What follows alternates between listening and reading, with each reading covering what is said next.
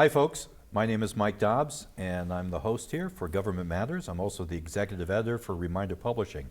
And it's my pleasure and privilege this afternoon to be interviewing State Senator Adam Gomez. Full disclosure, Adam is actually my senator.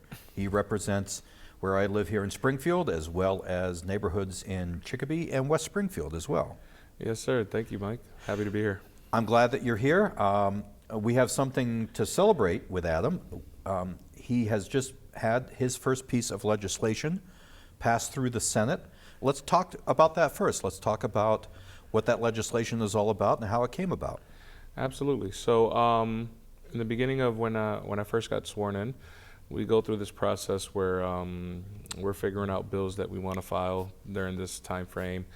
And there was a bill that in other communities around the nation that they have been, it's called the Crown Act. The Crown Act is a bill geared behind discrimination on natural hairstyles, predominantly in the African American community. And I was happy to be able to sponsor that bill and co-lead it with my partner in the Senate, Senator Sal DiDomenico. And in the House, it was ushered in by Representative Altrino and Representative China Tyler. The House passed it a couple weeks ago, and then just yesterday, the Senate was able to usher it across the finish line so we can put it on the governor's desk so we can get it signed. And I think we're going to be the 15th state in the nation. I know that Representative Ayanna Pressley on the federal level is pushing that same piece of policy and trying to get it passed on the federal level. So just so people understand what this is all about, and forgive me if I get the details wrong, if I remember correctly, this involved two African American high school students? Yes, it was two twin girls. I don't know I forget their first names, but the Cook girls, they were actually in the chamber yesterday with us, and they were there to be a part of the historical piece of legislation. I got to communicate with them and talk with them. They went to a high school called Mystic High School, and in this high school, they were being reprimanded for wearing their natural hairstyle. Within this piece of legislation, we were able to make sure that if it's extensions or if it's locks or any which way that, regardless of how you want to wear your hair, which is in an educational setting or a professional setting, it shouldn't stop you or hinder you from being successful. I think that we know that in different cultures, people tend to wear their hair differently from other cultures, and we want to be respectful to that and make sure that those type of racist practices are prohibited here in the state of Massachusetts, and hopefully this push, we can get it passed on the federal level as well.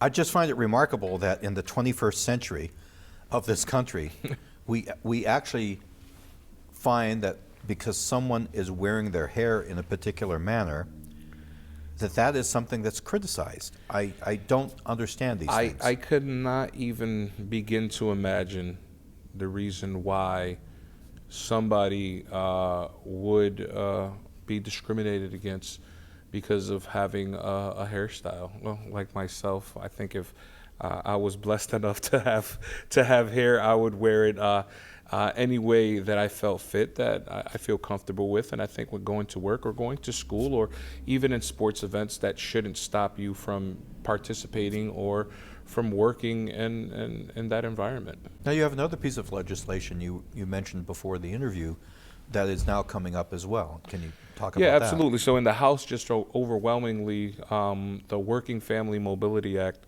was just passed. It was ushered in on the rep side by Rep. Tricia Farley Bouvier and also Representative Barbara, I believe. Excuse me if I don't remember the name. I believe that's her name. And then on my side here in the Senate, it's Senator Brendan Crichton and myself. And the Working Family Mobility Act is basically making sure, regardless of immigration status, that individuals would be able to acquire a license. There's this misconception that people say that they're going to be able to vote fraudulently, which the state of Massachusetts has already historically given licenses to individuals that come here on DACA recipients or even individuals that are here on green cards. So we have a strong RMV that make sure that these individuals that are going to acquire these licenses, that they're going to be able to drive safely on the street. They're going to be able to be insured. I think that's one of the most important pieces, that the public safety aspect of this bill is to make sure that we're making the roads safer. Individuals that, regardless of immigration status, that they're able to get to point A to point B, because individuals that come here, they come here to work. And I think that, being members of our community, specifically Springfield, we have passed the Trust Act a couple years ago. We have individuals that their family might be what I call a mixed family, where the father might be undocumented, but the mother is documented, and their children were born here. And the father is the breadwinner. And what ends up happening, if they have to go to the clinic, go to school, if individuals don't have a right to move around and to get to point A to point B, you're creating an unsafe, circumstances.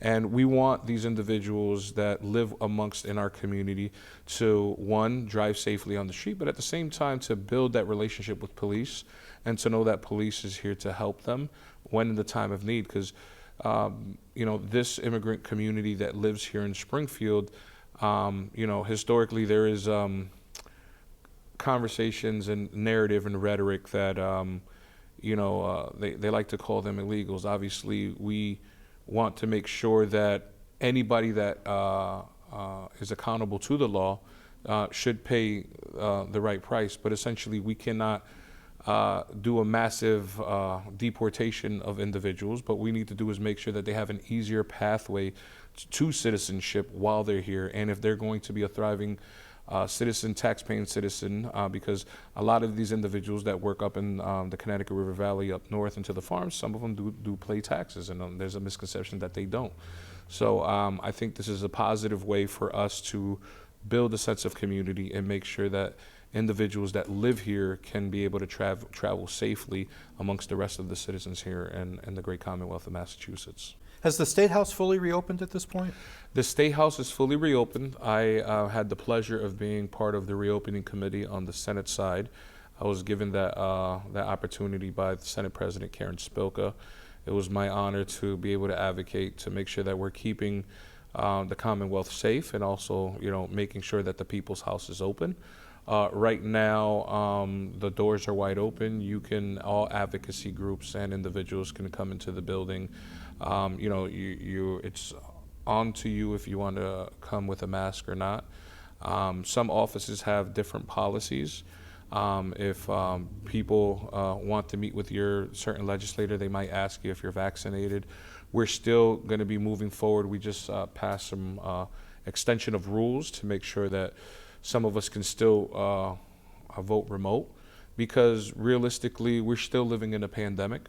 Individuals are using the terminology of an endemic, but until we're in an endemic, we're in an active pandemic, regardless of where the numbers are. And we want to make sure that we're keeping the members and also all staff safe. So for the most part, the State House is wide open. We're ready for business. How hard has it been to legislate and to do your job during the pandemic? I mean, this is certainly not business as usual for anybody in any profession. But I think for people who are our state reps, our state senators, our governors, this must have been extraordinarily difficult at times. It was extraordinary for me because it was my first term. So I ran a race in a pandemic, which we weren't supposed to be outside or communicating with people right in the beginning. People were very fearful. But then once I was sworn in, the House was absolutely closed to the public. But the members were allowed to come in and handle business within their offices, and my staff. So I still have my district staff, district office here in the district. But it was where legislation and policies are strengthened is with relationships.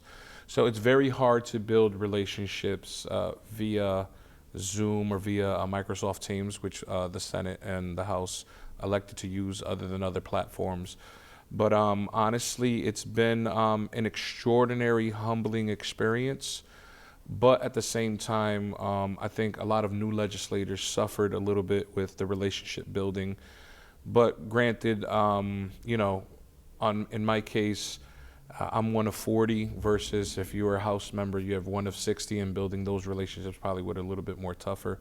But I think that Zoom or whatever platform we used via the computer absolutely helped out a whole lot with meeting with constituents and being in places specifically with hearings, because in my first time around, I was selected to be the chairman of children and families and persons with disabilities, and also I was the vice chair of election laws, and I was on a whole bunch of other commissions and committees throughout my time, my first session. So if it wasn't for that platform, it would have been an extraordinary difficult task to uphold. But right now, our office is definitely in a good place. I have an amazing staff that I'm very blessed with. But the state delegation in general, we all try to work collectively together, because there's a few of us compared to just what's going on in East Boston. So we have a great team here in Western Mass. Let's keep with the Senate right now. You've talked about legislation that you've been working on. Is there something coming up that is interesting to you in terms of either a bill that's in the Senate or an issue that is being discussed in the Senate? As of right now, we're kind of in budget season. I know the House budget, the governor has released his H2 budget, and now the House is going to be coming up here in April. We're kind of towards the tail end of May. That's kind of been the most interesting topic. I know that we've released, and I've been releasing a lot of our earmarks specific to the ARPA, for our first ARPA spending bill. And then I know we had our FY22 earmarks that we were just releasing as well. And now we're just working on our next budget, because there's a big need of stabilization, specifically with housing and obviously necessities in the different industries. There's a great downturn when it comes to, I think, the courthouse not having enough lawyers. That's one that I'm meeting with CPCS, and then meeting with DCF, DYS, and my chairmanship, and understanding the troubles of what the pandemic brought. I think people are calling it the Great Resignation. It's kind of an amazing thing to understand, and understanding the gig economy, where individuals are more involved with becoming contract kind of solo kind of, I would say, solo surfing individuals in their respect. People want to become their own boss. We're kind of in a different temperature in society, where people are, the uptick in the housing market, you see a lot of people becoming brokers and try to make their own way. And then you see different industries where people have empty out of downtown USA, where people are working more from home. People or organizations are closing down the brick and mortar kind of establishments, and figuring out that they're getting more out of their worker from working at home, instead of making them commute and travel in to, let's say, Boston, Worcester, or here in the municipality of Springfield. So it's been a little bit of a roller coaster ride. There's a lot of challenges that I think the legislature has in front of them, and we're trying to figure out how we can best support certain nonprofits as well that are going through these extraordinary challenges as well when it comes to retaining employees. But for the most part, I think that we're up to the task. I think that the roller coaster ride isn't over. I think we have to prepare ourselves that, we see that with the inflation and things of that nature, what's going on to the world and with our economy. I think that we have to really still hold ourselves hand in hand, because we're still going to need a lot of community to be able to get through this. I think that we have to be prepared for the long haul. You mentioned something that is on a lot of people's minds these days, and that's ARPA. How money is going to be spent, what kind of impact will that money have on people's lives? And I know that you have been handing out, I get your press releases, some ARPA earmarks. What do you think of this whole process as a legislator? Do you think that, are we going too fast in handing the money out? Are we not going fast enough? Are we picking projects that actually will make a real difference in the community? What's your views on this? The way that my office has been entertaining this, the way that I've been actively working with the chairman of Ways and Means to try to figure out where exactly these it's very hard for myself to be able to evaluate every single organization and say, because all of them have extraordinary needs. The dollar amounts are very significant, and it's not like there's uh,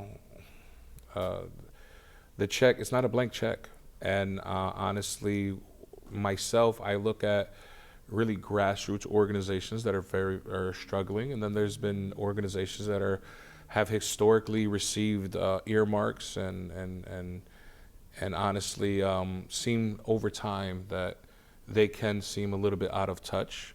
It's no shade, but I think sometimes the reason why the ARPA money came was because of communities that Springfield encompasses, like that have a census tract that is applicable for that money. And I think that I can't speak for the municipality and the process that they have, but for us on the state legislature, we try to make sure that a lot of uh, the boatload of the money went to the state agencies to make sure that the money is sifted through the communities through grant programs. So then we let it be economic development, housing, veterans, or other necessities through DTA. Just so recently, low-income workers. I think throughout last week and this week, we reached about 500,000 individuals with $500 checks. I know we've seen bonuses through different industries. We've seen it on the municipality. We're seeing it in when individuals receive some of this money, depending on the industry that you work for, that they've been receiving some of these bonuses that work through essential workers. So, the truth is that the ARPA money, it seems that some of the money has already been kind of distributed, some of it, but I think that we have to put ourselves in a position that ARPA money is not forever, and we need to figure out after ARPA what are we going to do and how are we going to sustain these organizations, because once the municipality runs through this money, I know that we have other bills coming through the federal government that are still in process, like the Build Back Better. And I think that we're in a position that we have to make sure that the money that we are, hopefully we can get to the right organizations and nobody feels ill will about it, because I know obviously you can't make everyone happy. That's just the truth. But we're doing our due diligence and our best to be able to touch all parts of the community as best as possible. And we have so many organizations within our municipality that are kind of, to me, doing the same work. I think a lot of people need to start learning how to work in coalition a little bit better. That's just my advice, because I see that there's a lot of great individuals doing great work, but there's not an abundance of resources to give it to all of them. And that's the unfortunate part of it. And that's that part that, as a legislator, it sometimes can be a little bittersweet, because there's organizations that are doing great work, right? And then there's some work that has manifested out of the pandemic and out of COVID that my God, why not support something like that that's absolutely working at a moment's notice, that has created kind of like a wallflower, right? Out of the concrete, something beautiful came out of it. And I think when it comes to startups, even on businesses, some of that money can be utilized for startups. And then some small businesses or micro businesses need sustainability, because even out of this, I guess, madness, a lot of great things have surfaced, specifically with businesses and other nonprofits and other initiatives. Let's talk a moment about what you think about what's happening here at the courthouse, just literally down the street. I'm sure you've been following it. I'm sure that you know that, now Congressman Neal has made a very rare move for him. He never gets involved with this stuff because it's a difference between the federal and the state. But now he's putting pressure on the Baker administration to actually start dealing with this. What do you hear? What do you see in terms of this issue? Because this is nothing new. We've been having these issues for a very long time. So before I became the senator, obviously the predecessors before us have been dealing with this courthouse issue for many years. We know that certain individuals could have contracted certain illnesses from this sick building. Me, myself, have been in complete communication with the district attorney, with the clerk of courts, with also Rosemary Sakamani, and also Register of probate. and register of probate and the registry of deeds, and also working with the group of lawyers as well, just communicating with everyone. And then the delegation has met with the trial courts as well during this assessment before the study had came out. And then obviously we know that another study was done, which it showed complete opposites of what they said was going on and what actually is there, specifically when we were talking about cancerous mold. I was there at the press conference to support Congressman Neal, just in solidarity, just as a citizen, and obviously as the senator, wanted to know exactly what the congressman was asking for, and you can see from the municipal side and also through our state delegation, we demand action. Even last week in our supplemental budget, I filed an amendment of $200 million for a new courthouse. Obviously, it was not sustained, but it was to open the conversation that we mean business. People are sick when they go into this building, and then now from that day, from the Baker administration answered on that specific day of when I proposed this amendment that failed, that they are going to pull everyone out of that building, and they're going to do some remediations and some work within there. I think that the first initial thought process when you think about, we're pushing for a new building, and they said they're going to throw $91 million into it, and within 4 years, I think it's putting a Band-Aid, a huge Band-Aid on an issue. I think that there's structural issues when it comes to this building, in my opinion. There's some issues when it comes to the HVAC, which we've seen that is proven, and people legit have been sick and noticeably, unfortunately, have lost their lives. We've had even the Registry of Deeds, which we think that has probably, and 2 judges that contracted some form of cancer or ALS from this building. And obviously, until we prove that, more people, until we fix this situation, are continuously getting sick. We have to look out for our jurors, our employees, the people that are doing business in and out of that building, and also the prisoners that are coming in and out to have their day in court. I think we owe it to our people. But at the same time, we tried to move some of this work into the Eastfield Mall, and we spent some money trying to make that happen, and then we found out there was mold over there too. So whatever the strategy and the work that the Baker administration is doing, I just want to work collectively with them and the state delegation to make sure that we find a solution, because what this feels like what's going to happen is just going to fall on the lap of the next administration, because we know that there's going to be a new administration come January 23. My boss, Steve Carey, over there behind that camera there, always wants me to ask elected officials about the process that led them to become an elected official.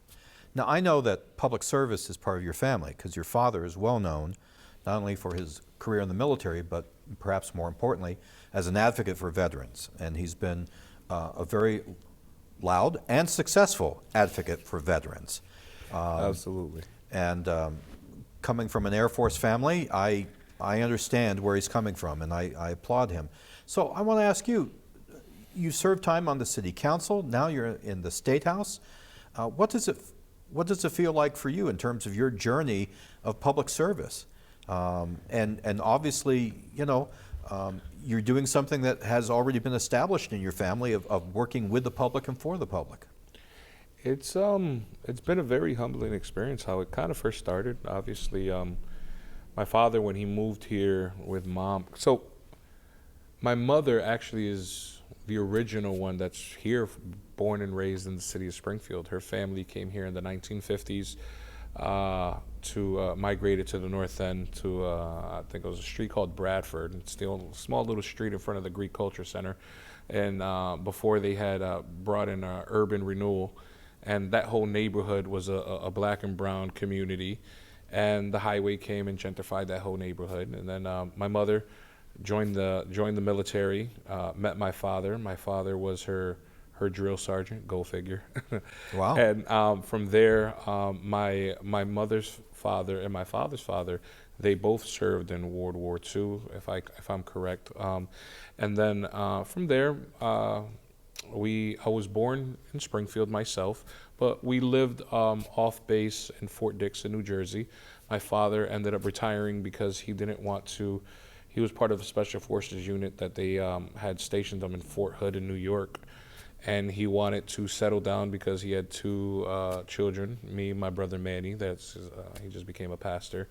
And we moved back to my mother's hometown here in the city of Springfield, moved to the North End, to Dwight Street and on Memorial Square section. And my dad seen that veterans, there wasn't a lot of services for veterans, so he created his veterans organization. And at the same time, he got involved with the greats in the North End, Barbara Rivera, Benjamin Ramos, and just to name a few. And from there, opened up the Bilingual Veterans Outreach Center. My mother was working at New North Citizens Council, got involved with the neighborhood board. I was one of those kids, I guess the guinea pigs when, I would say when they're starting programming with kids, and I was involved with watching my community grow. And from there, seeing my mother and all these great leaders like Carlos Gonzalez, Cheryl Rivera, advocate. And at that time, we didn't have a city councilor yet, a Latino city councilor. And the first person I got to see become a city councilor before ward representation was Jose Tesado. And then from there, my father was part of this lawsuit with Talbert Swan, Michael Ambusi, E. Henry Twiggs, and they were able to show that, my father ran for city council twice, lost, but only campaigned in Ward 1, and showed that if we had ward representation, he would have been elected to the Springfield City Council. So through that lawsuit, and obviously the advocates from around the city, they were able to secure and win with a home rule petition under Charles Ryan, and also the leadership of the president at the time of the council was Jose Tesado. They were able to push forward and have ward representation. From there, I was able to reap the benefit of ward representation and run in 2014, which at that time I was part of my neighborhood board, and it started off with a basketball court, Kennefic Park. So Kennefic Park, I used to run these basketball tournaments, and the money we used to raise, we used to give book scholarships through my fraternity to kids that grew up just like us, because I remember going to school and not realizing that I had to buy book scholarships. So when I got there, I had to get book waivers. So I wanted to try to help some kids out at first, and from there, I got involved with the neighborhood board because, they wanted me to be part of more of the youth the appetite of organizing the youth more. And with my background working at the YMCA and working at New North Citizens Council and doing these events, I hooked up with Neighbor to Neighbor. And Neighbor to Neighbor, I got involved with a lot of criminal justice reform, the Fair Share Amendment, and housing issues within the district, and obviously fighting against the jail or the treatment center that was going to be put right there in the Brightwood section. And when I was on the neighborhood board, we ran for city council because we were kind of just as young people fed up with what was going on, and I guess we didn't have a seat at the table, and we just wanted to run a good, clean campaign to just say, hey, listen, we're here. We want a seat at the table. Don't I guess leave us hanging. And evidently we ended up winning with like 54% of the vote, sneaking by the incumbent, which right now we have an amazing relationship. She's a great woman, learned a lot of wisdom through Zaida Luna. Then 5 years later to the day, from that time, spending 5 years on the council, I was elected the first Puerto Rican, first Afro-Latino to the Massachusetts State Senate. So it's been an extraordinary ride, but sometimes it feels like a blink of an eye because it's happened so fast. Sure.